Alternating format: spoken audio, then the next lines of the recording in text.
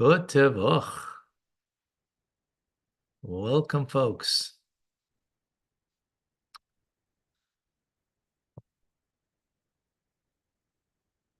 And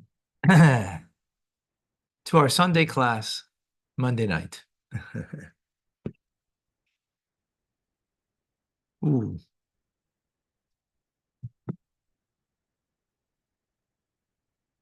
Give me a brief moment.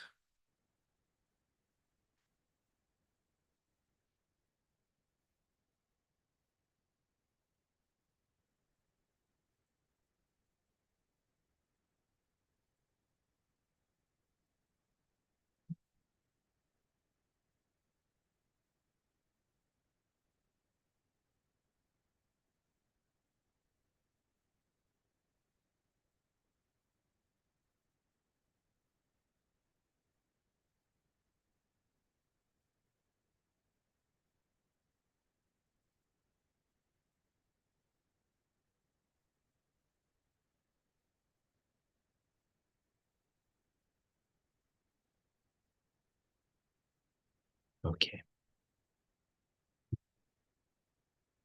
Parshas Toldos. As every Torah portion has its intrigue, has its specialness. And we're learning how to learn Rashi. Rashi's commentary on the verses of the Torah and how to appreciate the uniqueness of his teaching,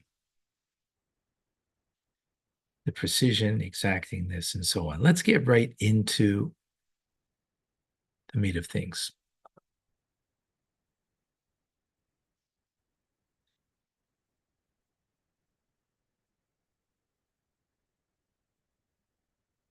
All right.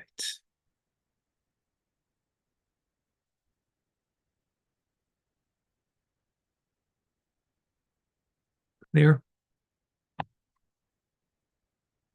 Okay. Beginning of the Torah portion speaks about our matriarch Rivka and her pregnancy. And be very exacting on the words. It says, V'yimolu yameha loledis. And her days, yameha is her days, yimlu, were complete. Loledis, to give birth. V'hine seimim bebitna. And behold, there were twins in her womb.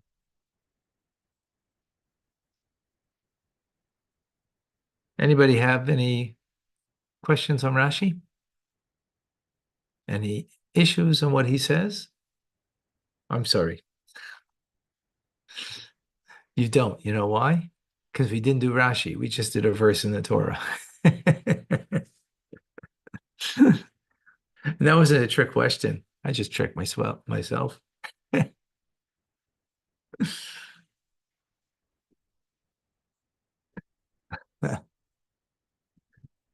you have any difficulties in the verse here that you might think that Rashi will address? And her days to give birth were completed, and behold, there were twins in her womb. All right, if not, let's see what Rashi has to say. He offers a couple of comments.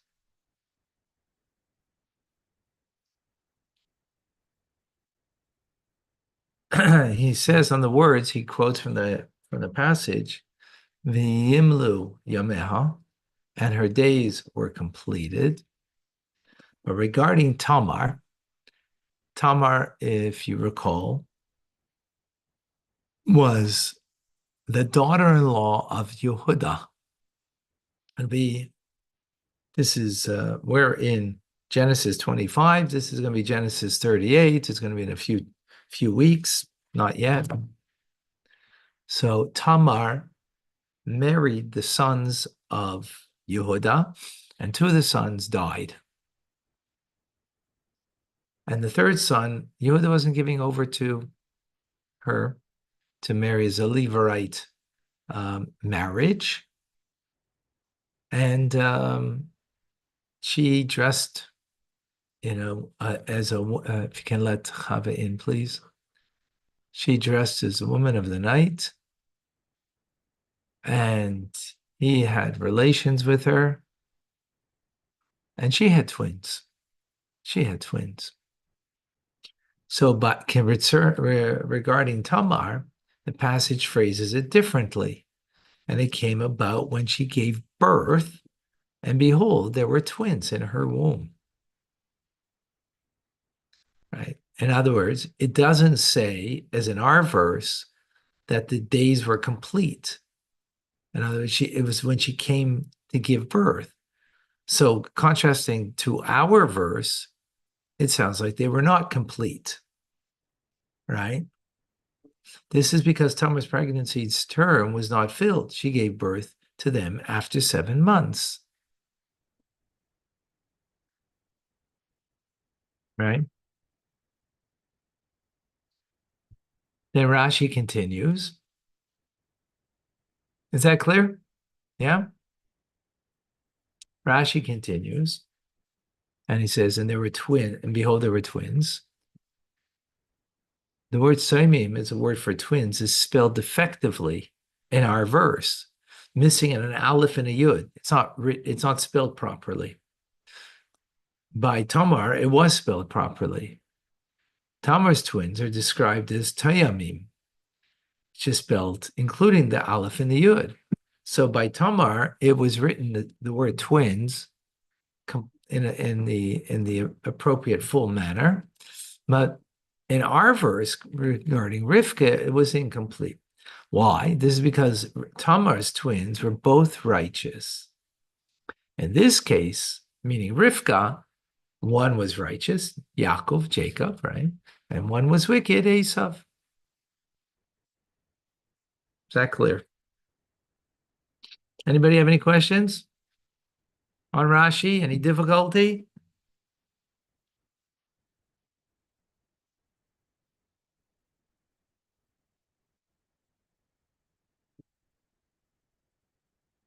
So again, just to make sure we have clarity over here, by Rivka, her days were completed, meaning she gave birth in her 9th month, right? By Tamar, it doesn't say her days were completed. From there, we infer that her days were not complete and she gave birth in the 7th month, right? A second point is, in the word twins by us, it's not written in a complete manner. That's to tell us because Rivka didn't have complete twins in the sense that Jacob was righteous and Esav was wicked. Which is not the case when it came to Tamar. Tamar, it's written complete because both the twins were completely righteous, were righteous, right? Therefore, it's spelled that way. Okay. So the first question that we have, it's a very simple one. In our verse, when you read what's going on here, do you have a question? Not really. Not an issue. The fact that it says her days were complete. When do you have a discrepancy? Not on our verse, but 10 chapters later in the book of Genesis, then you're going to have a discrepancy. Why? Because you know what was 10 chapters earlier. But the child who's learning this over here doesn't see a discrepancy, only sees a discrepancy later. So why is Rashi explaining the discrepancy here? He should be explaining it later when you have the second inconsistent, discrepant manner in how to describe a pregnancy. Our case, it's complete, full. And in Tamar's case, it's not. So there, you should answer the question, but not here. That clear? That question? Right?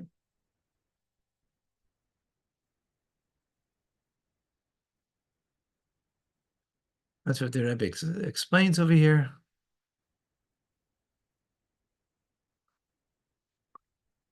Explain many times that when there's a discrepancy between two passages, Rashi's method is to resolve it in the second passage where the discrepancy arises. This raises a question: why does Rashi address the discrepancy between this passage and a later passage, and the later passage at this earlier point? Good question. Right. So obviously, it's not because of discrepancy that Rashi's coming to explain over here. Right. There's some other issue over here that Rashi has, and that's why he's making reference to discrepancy later. But it's not because of the discrepancy of the words, but of the discrepancy or the issue at hand, the problem at hand in our context of our verse. It's a question, what is that? We need to understand. Second question, defective spelling, right, in our verse. The general rule is that Rashi does not explain defective spelling because his commentary is geared that even a 5-year-old should appreciate. Well, a 5-year-old isn't learning dictu, grammar, to such an extent that they would know a discrepancy in a word. They would know when they see it the second time, but not the first time. So Rashi's way is not to deal with discrepancies. I'm not discrepancies, I mean in defective spelling, right? If you can understand the plain meaning from the verse, then that's sufficient, because a 5-year-old isn't learning grammar on that level that they would be able to know the nuance and how words are spelled properly. That's beyond the pay grade of a 5-year-old. And remember, Rashi is coming to be understood by a 5-year-old. A 5-year-old with a real good mind, because they remember everything that was learned. Fine. But this is something they didn't learn, so they wouldn't know this. As the Rebbe asked the question. We explored many times. You explained rather many times, and several super commentaries to Rashi agree that Rashi does not ordinarily address defective spelling because they don't impact the text plain meaning. On the rare occasions when Rashi addresses them, it is only because the unusual spelling resolves a difficulty in the text. This raises a question: what is the difficulty in the words, "Behold, there are twins in your womb," that compels Rashi to address the defective spellings? So Rashi is not coming to explain defective spelling. He's coming to explain something that is an issue here that therefore addresses the defective spelling. There's another issue over here, right? There's a real question. And we're missing the real question because we're adults and we pride ourselves on being sophisticated, and sophisticated adults think in more sophisticated manners, and they missed what a 5-year-old would ask, right? A simple thing. And what is the simple question over here that sort of kind of like the elephant in the room, right? Except we don't realize it's an elephant in the room because we're not 5 years old, but the 5-year-old knows the question. So who's 5 over here? Give me what's bothering Rashi over here that he needs to address. It's okay, don't worry, I didn't figure it out myself either. I need the Rebbe for this.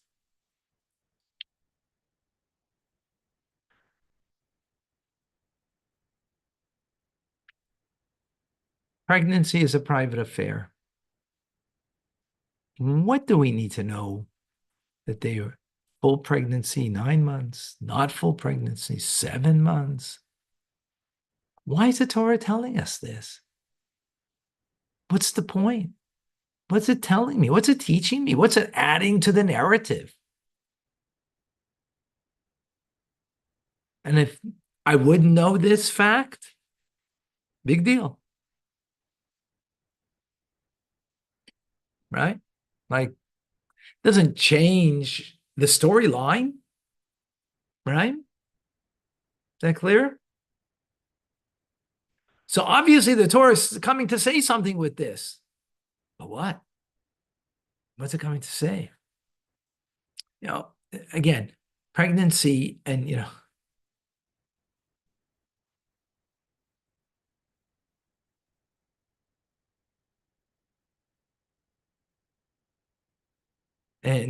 how long you're pregnant is a private matter and not something that is relevant.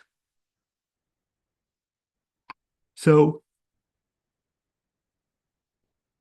Rashi is not coming to explain us the discrepancy in the verse. Here, she was full term and Tamar was not. But with this, we're going to get an explanation of why the Torah had to tell us the fact that she is full term and the Tamar isn't. What does that have to do with anything?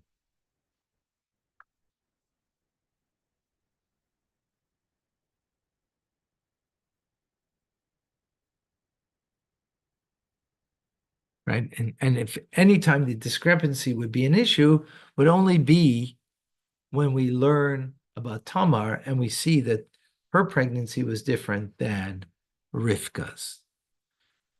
Rashi doesn't address it over there. He's coming to address a different point over here.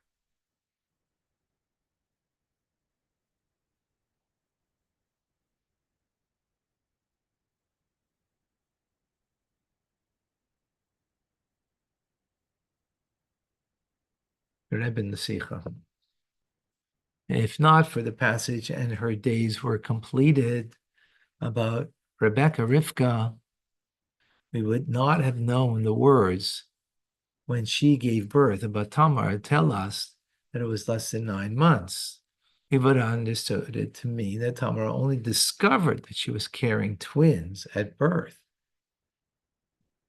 Right? It's only because of the discrepancy. Now that the Torah says, and her days were completed about Rivka, Rebecca, and when she gave birth about Tamar, we see discrepancy. This tells us that Tamar's pregnancy did not last for 9 months. So, of course, the student doesn't need to know about Tamar's pregnancy at this point. Rashi only explains it in order that we can understand why the Torah discusses the length of Rivka's pregnancy. This will shed light on Tamar's pregnancy. Only Rashi can explain it by giving the student advance notice about Tamar. Now, the fact that Rivka's pregnancy sheds light on the length of Tamar's pregnancy doesn't answer our question, only deflects it. Why do we need to know the length of Tamar's pregnancy? Whose business is that? Moreover, the Torah speaks of many births and rarely does it delve into the length of the pregnancy. So why do we need to be concerned with the length of 2 pregnancies here? And why must we know that one was longer than the other? So Rashi addresses this by the following comment. Indeed, we don't usually divulge the length of pregnancy. Again, it's not our business. It doesn't contribute to any greater understanding of the text. But in our case, the 2 cases that we have here, there's a reason that we need to know the length of the pregnancy. So what is the common thing of these 2 pregnancies? The fact that Rivka and Tamar give birth to twins. It turns out that the length of pregnancy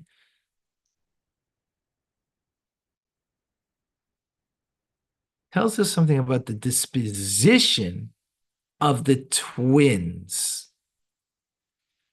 Listen here. If the pregnancy is complete, then is less than complete, rather. Then the children are completely righteous. If the pregnancy is full term, then the children will be less than entirely righteous. Aha.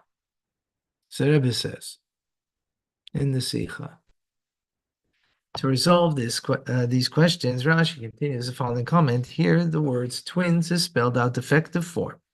Concerning Tamar, it is spelled in complete form because her twins were both righteous.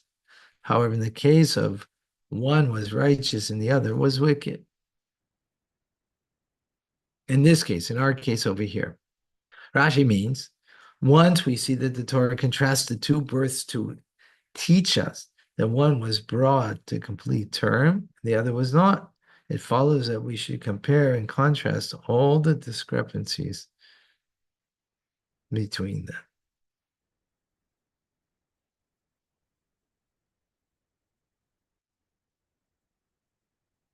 So Rashi is saying like this: we see the Torah is contrasting two births. It's to teach us that one was brought to complete term and the other wasn't.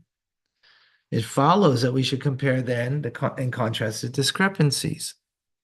Right? The reason why twins is spelled in a defective form here is, and an incomplete form there, in a complete form there, sorry, should also be examined. The purpose is to compare the two births and highlight the differences. They both gave birth to twins. They had some essential differences. So again, ordinarily Rashi doesn't explain the grammatical discrepancies, right? That's not a first grader issue. However, in our case, once the Torah subtly changed the words of the birth of Tamar, right, how she gave birth, we now need to, that's a sign for us to probe further, to probe into the discrepancies that usually don't address, such as defective spelling. Okay, so again,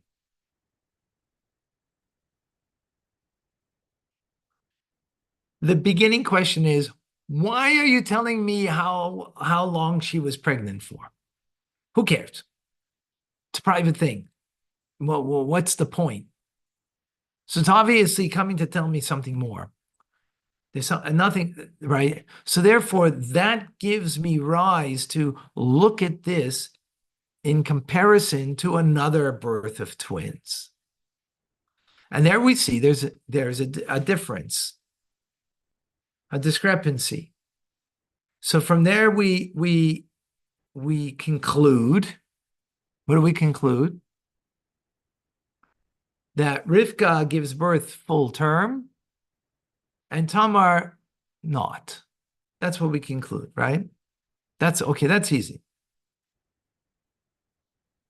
Now that we see that there's a discrepancy there, now we look further and we see there's another discrepancy when you compare the two, right? What's the discrepancy? In the word twins. In our case, Rivka, it's not spelt with an aleph and a yud. It's missing. It's missing. Yeah.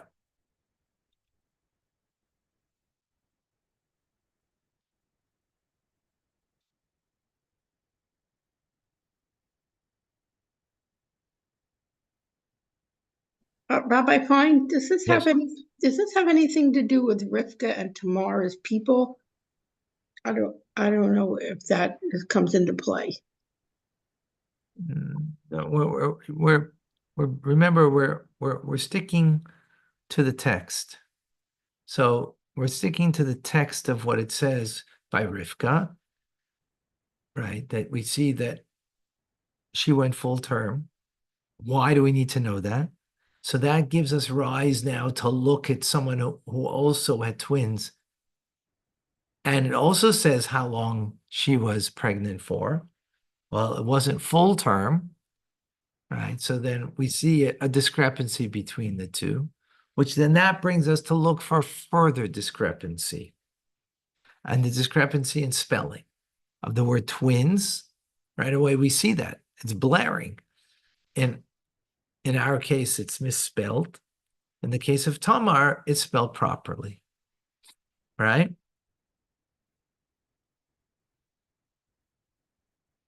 That's what's happening, right? Is that clear? Don't bring in other ideas here because that's just going to confuse the point over here. All right, remember we're not here to learn a medrash. We're not here to learn any other thing but to get into the head of Rashi to understand what his commentary is coming to achieve, teach us. That's the key over here. So what's happening over here to give us is the we have the 5-year-old has a problem. Why is the Torah telling me about how long she's pregnant? Oh, and there's other place it says about length of pregnancy? You mean like in a few chapters away, it's going to say about Tamar? Oh, but I see there's something different there. So that concludes now the length of the pregnancy. In our case, Rivka, 9 months, and Tamar, 7 months. While I seeing that discrepancy, I now see another discrepancy in spelling.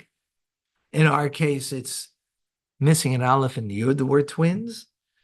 And in the case of Tamar, it's not missing, right? And as we explained, because in our case, right, in our case, she didn't, why is it not spelled properly? Well, because there was a son that was not proper. His name was Asaph. Tamar is spelled properly because both twins were proper. They were righteous. As a matter of fact, from Peretz is the forefather of Mashiach. But now we have another question. What the heck? Why?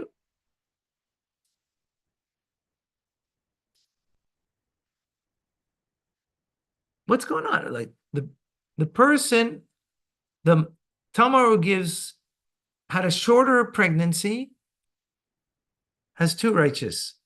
She has a longer pregnancy, Rivka, and she has 1 righteous, 1 not righteous. Like, what gives? Why? What's the connection between them? Follow the question? Like, why can't it be that Tamar went full term and she gave to 2 righteous? Right? And Rivka went part. It's not that way because the verse says not that way. That's not the question's on the verse. Why is that? Why are you making that kind of comparison? So the reason is simple. God hastened to bring the 2 righteous people to the world. In other words, Tamar's pregnancy was cut short because she's carrying 2 holy babies, holy cows. No, cows, not cows. Holy babies. Right? By contrast, God wasn't in such a great hurry to bring Esav into the world. So even though Yaakov was there with him, and Yaakov is, a pious one, God waited full term for her until Esav would come.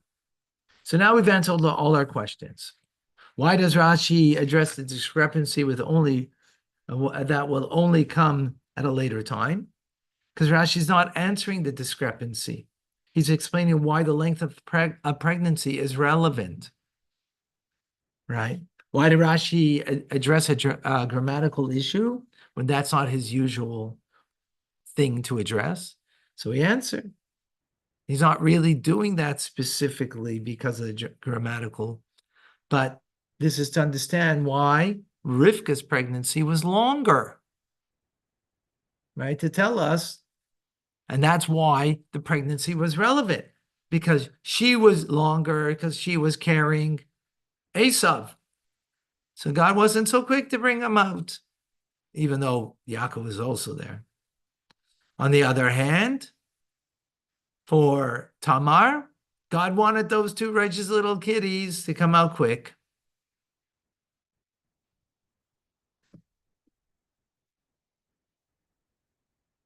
That clear? So we've answered our 2 questions. Now we're going to have another question come up. but we're going to answer it in what we call the wine of Torah, meaning the deeper understanding of what's going on over here. Because although we understand Rashi now, we have clarity in Rashi, which is terrific to have clarity in Rashi. But it's still like,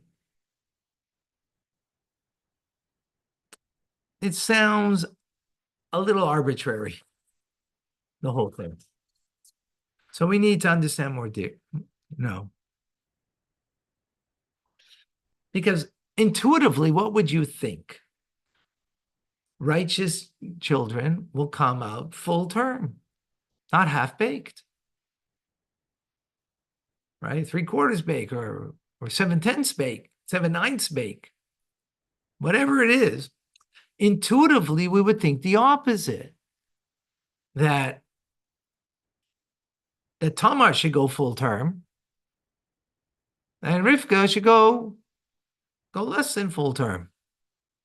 But it's not that way. So we still need to understand.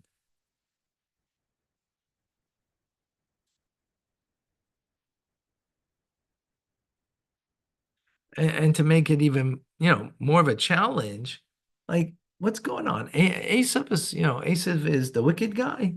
He gets full term, and the righteous one kind of lacking on that. Doesn't seem fair.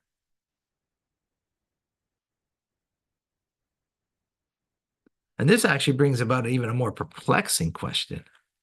As I mentioned earlier, Yehuda and Tamar, their relationship is somewhat suspect, right? Even though that there we need to go into more depth to understand what's going on there. Not so simple as it meets the eyes. But the union is not as pure as Yitzchak and Rivka, both holy people, right? Two holy people, and they get one holy and one not holy. Yitzchak and Esau. And then here's a union that is less than seemingly perfect, and yet two holy kids come from there. How do you wrap your mind around that? Now, obviously, the simple answer is, Esav has freedom of choice, so he can choose as he does indeed choose, right? But that's not a good enough answer.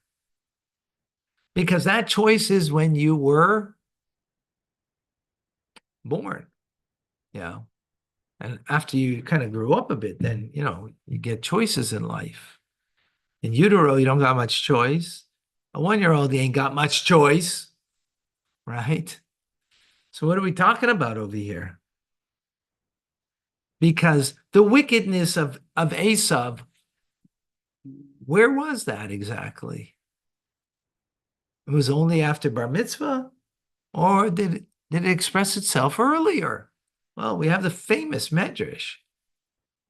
And Rashi brings down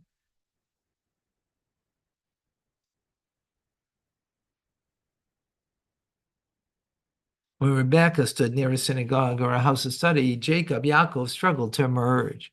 When she passed a house of pagan worship, Esau struggled to emerge. So in the womb, you don't have freedom of choice. You don't even have independence. You're nourished by your mother. Yet in this holy environment, Esau is raring to go to a house of worship. Why is that? What does it mean? How do we understand that?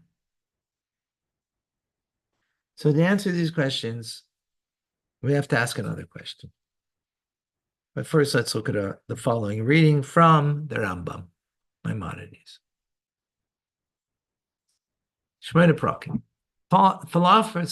Philosophers maintain that there are two personalities: those whose deeds are good and important, but who crave and desire terrible things. They subdue their inclinations and rein in their desires. Right? That's one kind of person, right? They do good because they rein in their desires and subdue it.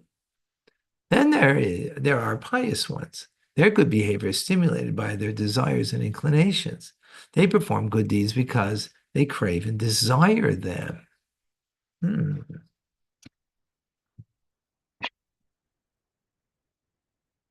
So two types of people. Those who crave for all kinds of sin, simple ones, major ones, right? They're full of lust, greed, they're envious, hateful, angry, you name it. But they rein it in. They don't let it take them over, to control them. Then you have another type of person who doesn't have a bad bone in their body. They're always speaking good of others. They're always doing good for others, right? Tonight's class is in Zakas is Nishmas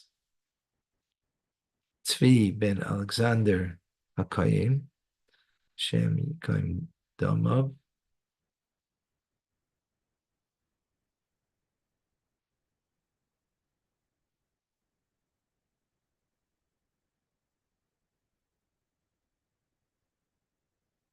Yeah. So they don't have a single bad bone in their body, right? Perfectly aligned. Something we can all relate to. We know people who are naturally inclined to be very goody good shoes, always at the right place at the right time, doing a wonderful good thing, and they're always there to at a beck and call to help. Amazing. And as a result, they can walk through their day with a breeze. There isn't great conflict from within. They're aligned. Life is simple. But then you have others that struggle, and they struggle severely, right? So who's the better one? So intuitively, he would say,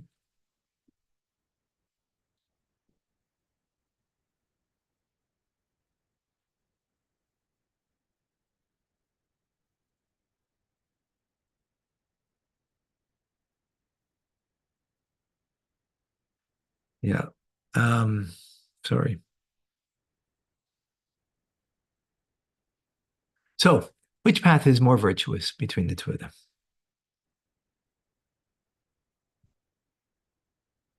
Hmm? Let's see what the Rambam says. Rambam says the consensus among philosophers is that the pious are more praiseworthy and perfect than those who rein in their passions. The latter might be identical to righteous in behavior, yet they are lower stature due to their negative tendencies. Even if they don't surrender to their tendencies, these tendencies stain their souls.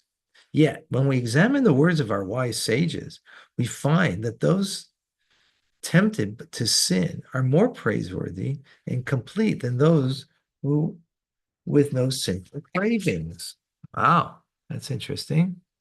All right. They went so far as to say that the more perfect and complete one is, the more desirous of sin one becomes.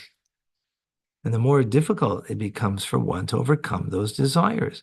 Moreover, they said, our reward is commensurate with how difficult it is for us to resist our tendencies. So there's a good argument on both sides, right?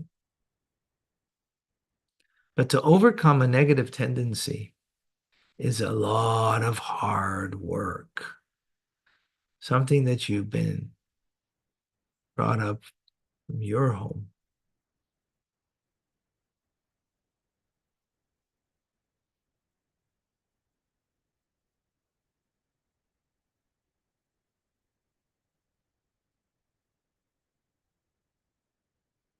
Yeah. Um,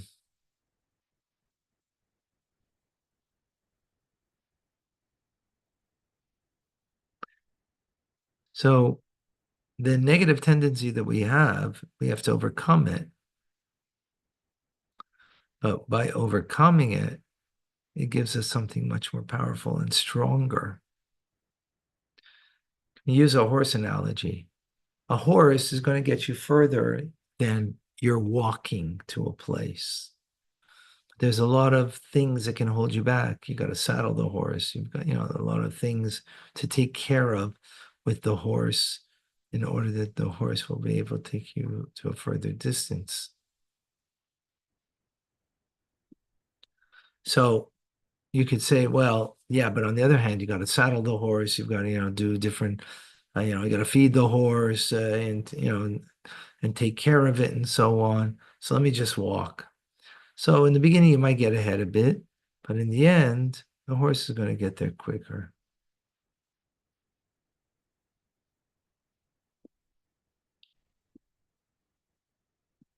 Yeah. So the same thing is true with negative tendencies. It's like that horse. It's faster. It can get you somewhere, but you got to saddle it first. You've got to rein it in. So what does that mean over here with Esav? Esav was a brute, but he wasn't born that way. He was born with brutish tendencies, not because he was British. Sorry, Brits. I didn't mean that to any insult to anybody. Right? He was born with wild cravings, but just with wild cravings. So God doesn't create somebody with wild cravings, with brutish tendencies, without at the same time the power to overcome them. God doesn't do that. He equips us that we can overcome the innate challenge, our innate character that we have. We can overcome.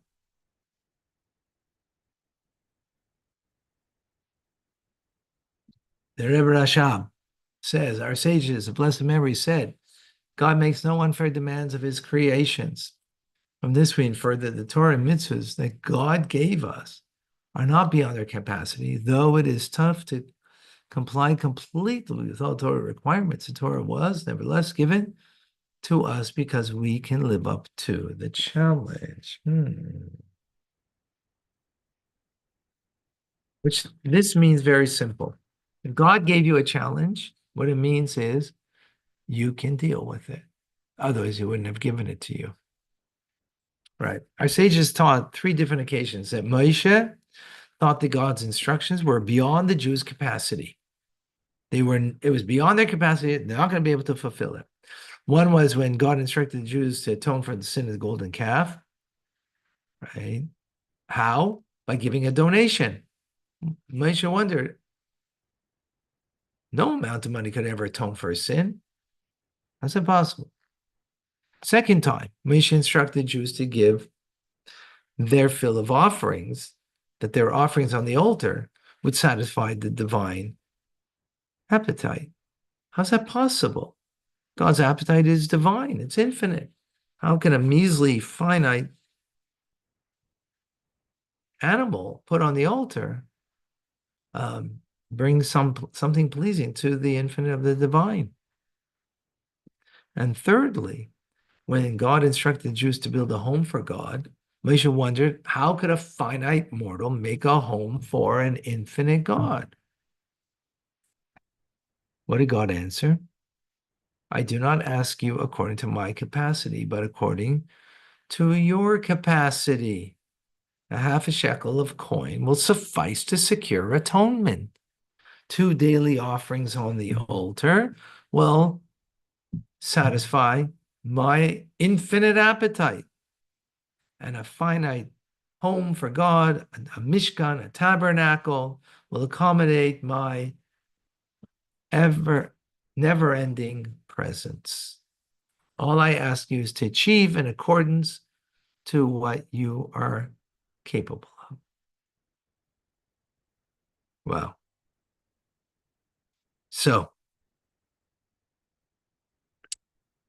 God did not make Esav a bad guy. He just gave him a lot of challenges, a lot of potentially negative qualities. But those qualities do not have to be something you incorporate in your life. You're free to choose until kind of lose your.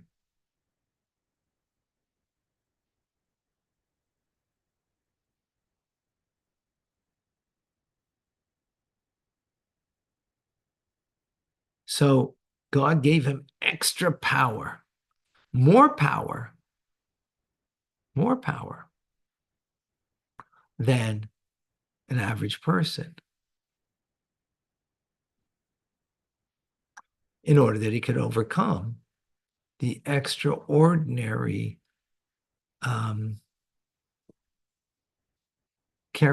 negative character qualities. In the end, he's free to choose.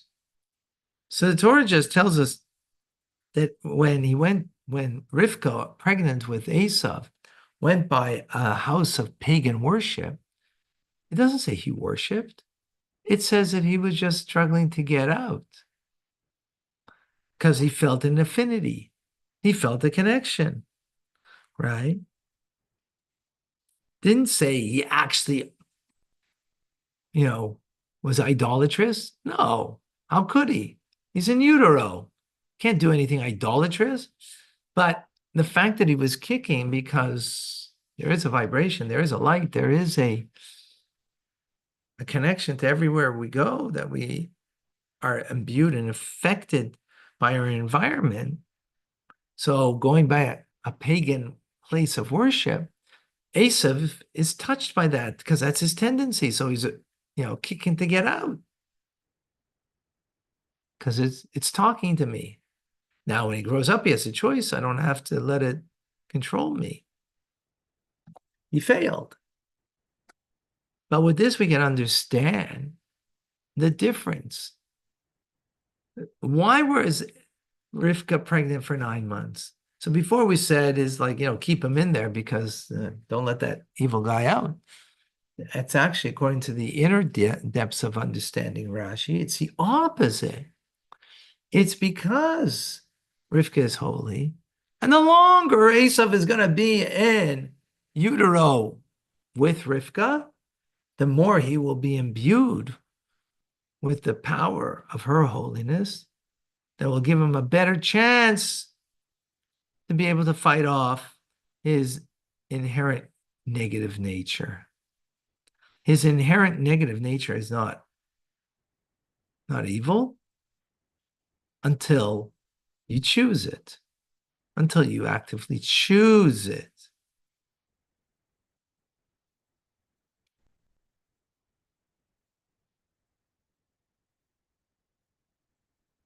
And with that, we understand why Tamar didn't go full term, because she had righteous.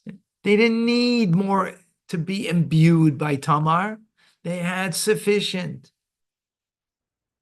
It was enough.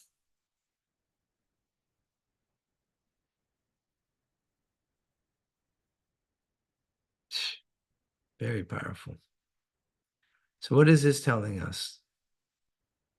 This is telling us that we are all endowed with a character trait, and some of our character qualities are not savory, are not something so special about us. So what this is telling us is embrace it. Don't either walk away from it. I'm lazy, or I'm, very judgmental, or I am, not very giving, and all these things. The natural thing is, let me focus on some good things about me so that way I can, serve God with joy instead of being downtrodden by my negativity. So here the lesson would be is no, no, no, no. The fact that you have a tendency, you have a negativity, means that God has given you an inner power, a great strength that you can overcome it. Recognize that you have the power that you could be, greatly giving, divine in quality, just powerful.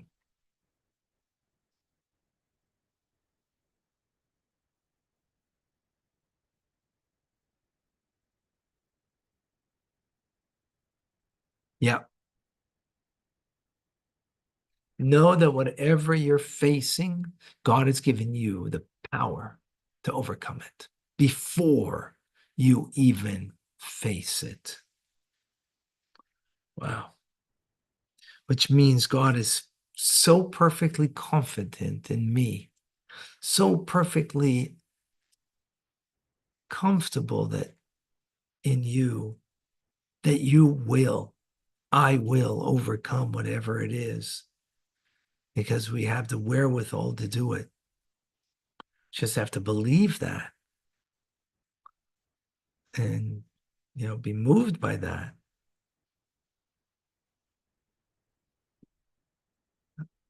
And live that way is beautiful. So it comes out in the simple way to learn Rashi.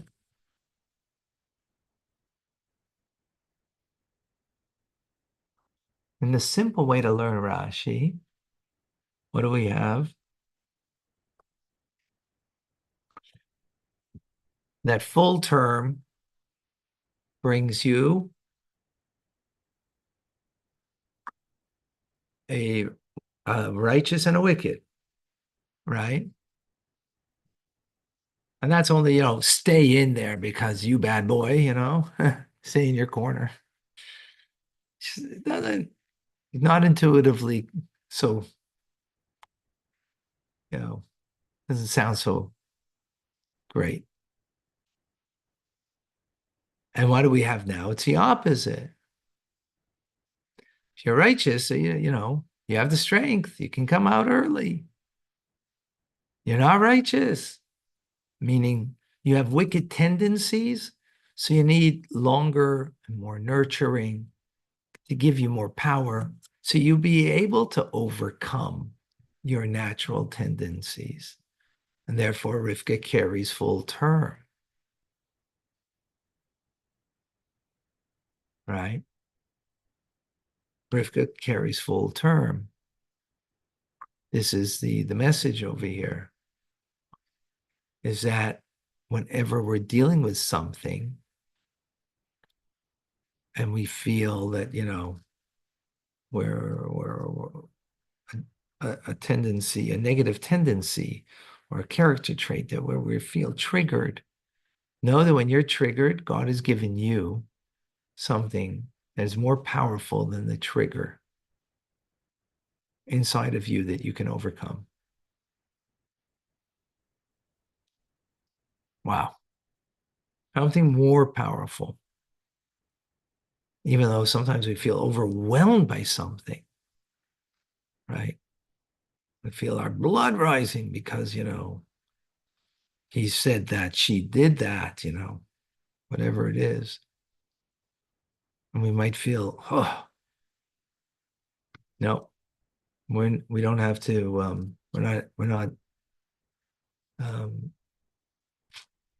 not controlled by that. Even though we have a tendency, we don't have to be controlled by that. God gave us a greater power that we can overcome whatever it is that triggered me, whatever it is in my natural instinctual personality that is, driving me in that direction.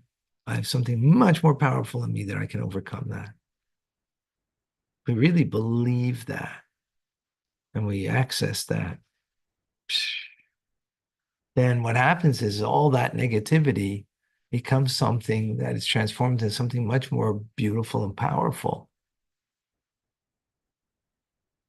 Much more beautiful and powerful. Any questions? Any comments? Any thoughts? Beautiful.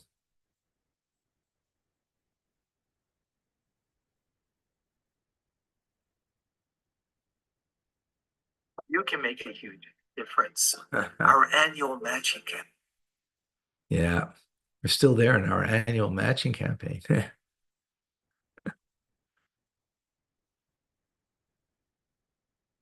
Yes.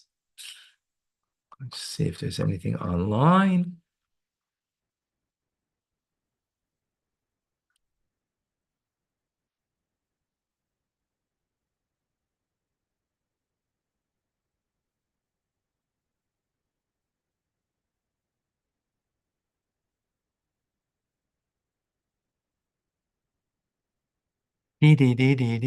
I don't see.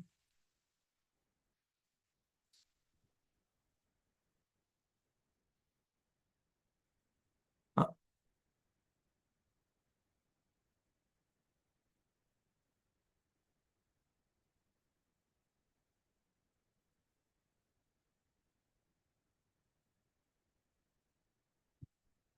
all right.